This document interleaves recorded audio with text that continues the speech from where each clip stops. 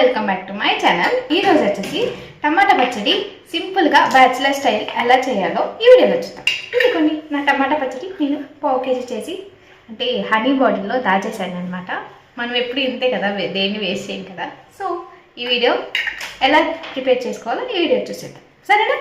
ఇక్కడ నేను 1/2 కిలో టమాటాస్ని తీసుకున్నాను అనమాట. దీంట్లోకి సరిపడా కారం 4 టేబుల్ స్పూన్, ఇది మంట కారం, సో 4 టేబుల్ స్పూన్ సరిపోతుందని నేను వేసాను. కొంచెం పసుపు, కొంచెం నిమ్మకాయ సైజ్ అంత చింతపండు, కొంచెం ఉప్పు వేసి మొత్తం గ్రైండ్ చేసుకోవాలి.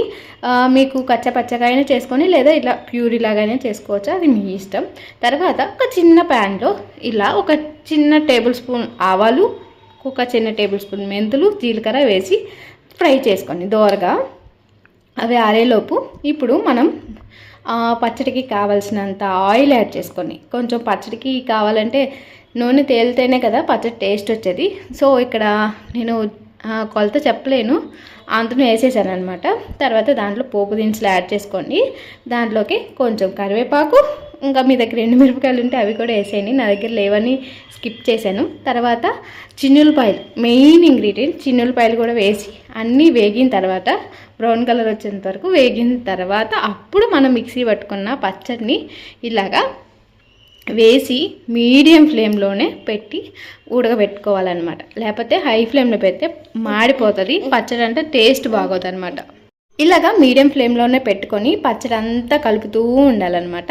అయితే ఏదైతే మనం ఉందాడ ఆవాలు, మెంతులు, జీరా వేయించామో అది పొడి చేసుకొని ఒక 5 to 10 మినిట్స్ 5 మినిట్స్ ఉడికిన తర్వాత అప్పుడు యాడ్ చేసుకోండి. స్టార్టింగ్లో వేయొద్దు, అంటే పచ్చడి కొంచెం దగ్గర పడుతున్నప్పుడు కొంచెం యాడ్ చేయండి ఆ పౌడర్ని. ఇలా ఇప్పుడు చూడండి, ఇంక ఇలాగా మధ్య మధ్యలో కలుపుతూనే ఉండాలి, లేకపోతే అడుగంటిపోతుంది అనమాట. సో ఇదంతా ప్రాసెస్ అంతా మీడియం ఫ్లేమ్లోనే జరగాలి.